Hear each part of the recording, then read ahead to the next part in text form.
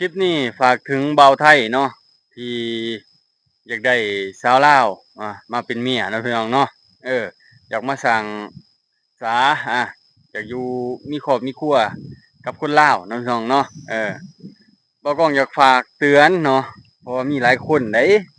อยากให้บ่ก้องติดต่อหาเมียฝั่งลาวให้แหน่หาผู้สาวลาวให้แหน่เนาะมีเบาไทยติดต่อเข้ามาหลายแต่ว่าบ่ก้องบ่ได้ไปทางนี้ก็เลยแบบบ่ถนัดนะพี่น้องเว้ากับคนกับผู้แสกผู้สาวบ่ค่อยเป็นหันนะเออก็เลยอยู่แต่นำไร่นำนาเขาว่าได้ผู้สาวลาวแล้วพี่น้องสิมาอยู่คือเบากล้องบ่นั่นน่ะอา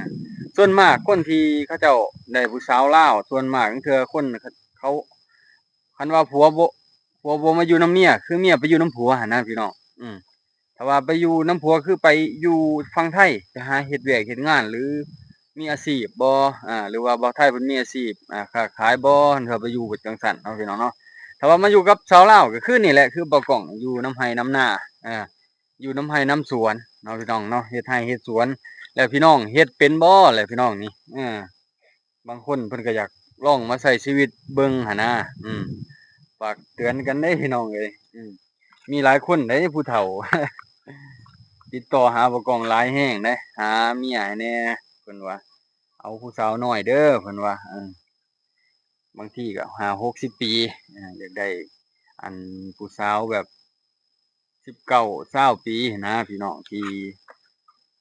อิหยังเขาเจ้าเอิ้นคนอายุที่ว่ามันบ่พรากผู้เยาว์หั้นนะพี่น้องเอ้ยมื้อนี้บ่กล้องก็พาเมียออกมาหาเฮ็ดหัวนี่พี่น้องมัดหัวมัดห้าวมันบ่แล้วเนาะเมื่อคืนนี่ก็งัวควายกินหญ้าเขาเจ้าเบิดเมื่อคืนนี่ก็เลยโอ๊ยใกล้สิฮอดดำนาแล้วฟ้าวฟังฟ้าวเฮ็ดเนาะคันว่าบ่เฮ็ดย้านงัวควายมันดื้อพี่น้องหญ้ามันหอมข้าวมันหอมแหละเนาะมันสิยากเด้อบัดนั้นเนาะพี่น้องเนาะอืมแต่ว่าเบาไทยอยากมาลองใช้ชีวิตเบิ่งก็ลองมาเบิ่งนี่บ้านเบากล้องนี่พี่น้องเอ้ยมันบ่ได้ยากเด้นี่เดี๋ยวสิลองมาใช้ชีวิตเบิ่งก็ได้ตามไร่ตามสวนนี่เด้ถ้าว่ามาก็มันบ่ได้มีหยังมากมายเด้พี่น้องเฮ็ดไร่เฮ็ดนาเป็นบ่เออเนาะนี่แหละอยู่บ่กล้องอยู่นำลูกนำเต้าอยู่นำลูกนำเมียนี่แหละได้ลูกได้เมียมาก็ได้เนาะบ่แม่นว่าแต่เบาไทยดอกเนาะเบาลาวก็ต้องใช้ชีวิตแบบนี้เพราะเราคนพออยู่พอกินหั่นนะก็พอดูพอกินน่ะพอไปพอมาก็อยู่แบบประมาณนี้หั้นนะพี่น้องเอ้ยแต่ว่าเบาไทยอยากมาอยู่ก็ลองเบิ่งพี่น้องเอ้ยแต่ว่าผู้แฉกผู้สาวก็คือว่าแหละก็ต้องซอกหาเบิ่งเนาะพี่น้องเนาะหรือว่าหาคนที่เขาอยากได้ผู้บ่าวไทยอีหลีเนาะบ่ก้องก็บ่แม่นว่าสิหาติดต่อให้ได้แนวใดเนาะบางทีติดต่อไปยันบ่ถูกใจยันบ่ถูกใจแล้วก็สิเว้าให้บ่ก้องก็ยากอีกเนาะพี่น้องเนาะแฉกผู้สาวมันหลายพี่น้องตามหมู่บ้านชนบทต่างๆนานาที่เขาอยากได้ครอบครัวอยากเป็นครอบครัวเนาะบางคนก็อยากรั่งอยากมีก็อยากได้ผัวรวยบางคนก็อยากอยู่แบบบ้านๆมันก็มีหลายรูปแบบเด้อผู้หญิงก็ได้เนาะพี่น้องเนาะบางคนเขาก็อยากอยู่นำพ่อนำแม่บางคนเขาบ่อยากจากบ้านจากเมืองไปแล้วพี่น้องสิอ่าตัดสินจั่งใดสมมุติเนาะแล้วพี่น้องสิคันได้เมียลาวได้สาวลาวแล้วสิมาอยู่นำสาวลาวบ่ถ้าว่าอยู่นำสาวลาวนี่ก็เฮ็ดไร่เฮ็ดสวนคือเบากล้องนี่ได้นี่เฮ็ดไร่เฮ็ดสวนสู้ชีวิตสู้ชนหาอยู่หากินไปนี่แหละยากแหน่เด้ออยู่ตามชนบทเนาะพี่น้องเนาะคือหลายๆคนเบาไทยก็ได้เนาะอยากมาเล่นมาเที่ยวฝากถึงเบาไทยแหละหลักๆคลิปนี้เพราะว่าเห็นคอมเมนต์หลายแรงเนาะบ่กล้องก็ถ่ายแบบบ้านๆเนาะผู้แฉกผู้สาวก็มีนะแต่ว่าบ่กล้องบ่ได้ไปถ่ายให้เพิ่นเบิ่งเนาะพี่น้องเนาะเพราะว่ามันบ่แม่นสายเฮาปานใดหั้นนะพี่น้องถ้าว่ามันเป็นสายก็คือสิโอเคอยู่หั้นนะสิพาพ่อแม่พี่น้องแล้วก็ติดต่อเป็นสื่อกลางให้เนาะพี่น้องเนาะก็อยากให้เบาไทยมาเบิ่งพี่น้องเนาะก็อยากให้บางทีเทื่อเด็กน้อยบ้านเฮาเจอคนดีๆแหน่เนาะพี่น้องเนาะก็อยากให้เพิ่นไปเป็นครอบเป็นครัวมีอนาคตบางคนในตามชนบทบ้านเฮานี่มันเด็กน้อยออกของโรงเรียนมาที่ว่าเขาบ่มีเงินไปต่อเป็นเจ้าเป็นนายนะเรียนเป็นเจ้าเป็นนายเนาะพี่น้องเขาก็ออกมาเฮ็ดไร่เฮ็ดนาก็พากันเฮ็ดไร่เฮ็ดสวนอยู่แต่นำบ้านนี่หาอยู่หากินไปซื่อๆหั้นนะพี่น้องมันเบิ่งบั้นปลายชีวิตบ่ค่อยมีหยังหั้นนะเว้าตามความเป็นจริงก็ได้ นอกจากคนออกมาก็เอาผัวบ่เท่านั้นแหละก็มาเฮ็ดไร่เฮ็ดนาอยู่นำพ่อนำแม่เนาะ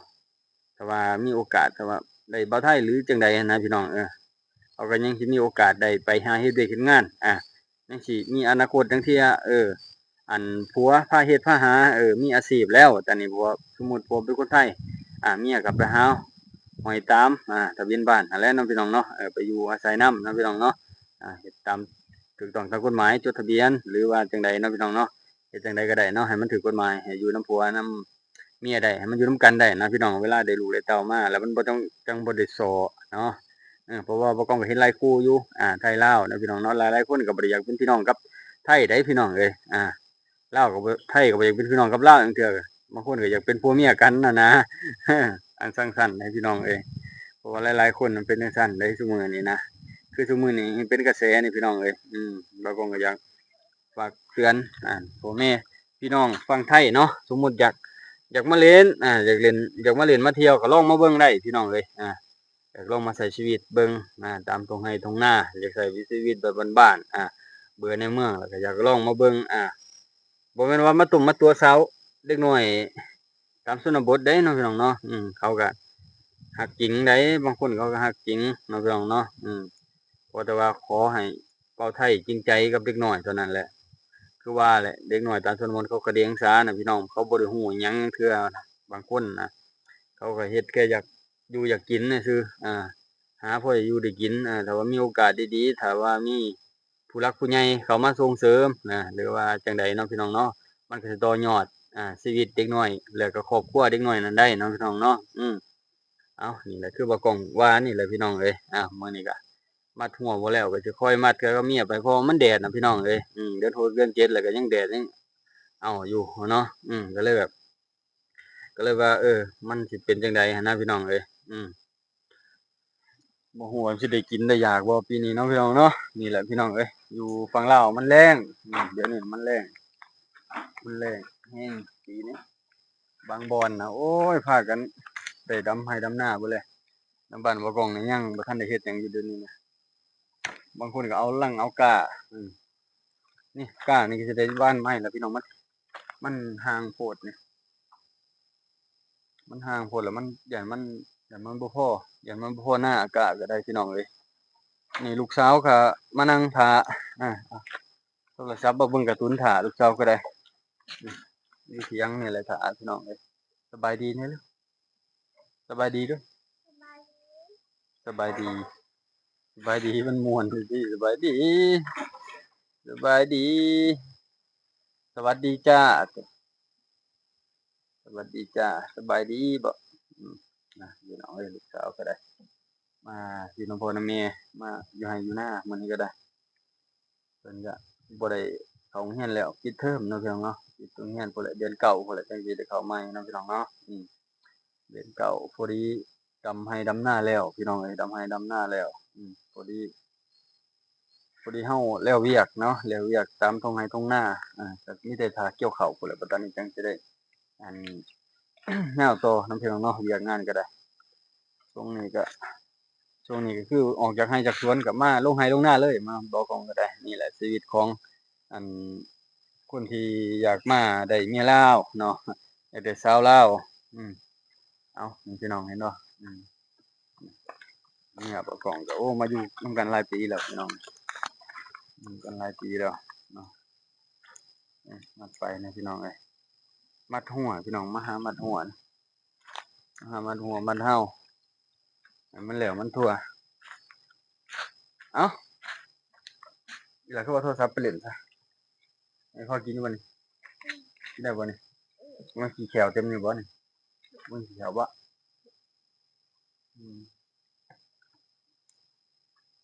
ลูกสาวกันออกแดดบ่ได้ดำออกแดดบ่ได้ดำพี่น้องเอ้ยลูกสาวก็ได้อยู่ป.2แล้วเนาะพี่น้องเนาะป.หน้าปีหน้าก็อยู่ป.5บ่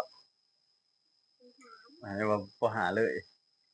ใหญ่กว่าหมู่อยู่ป.5แล้วแหล้วเนาะเอ้าพี่น้องเอ้ยอืม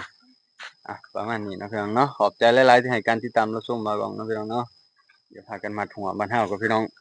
มื้อนี้ฝนสิตกบ่พี่น้องเบิ่งคือแดดแจ๋แดดแจ่มแท้เนาะสิว่าจังใดเนาะพี่น้องเนาะเอา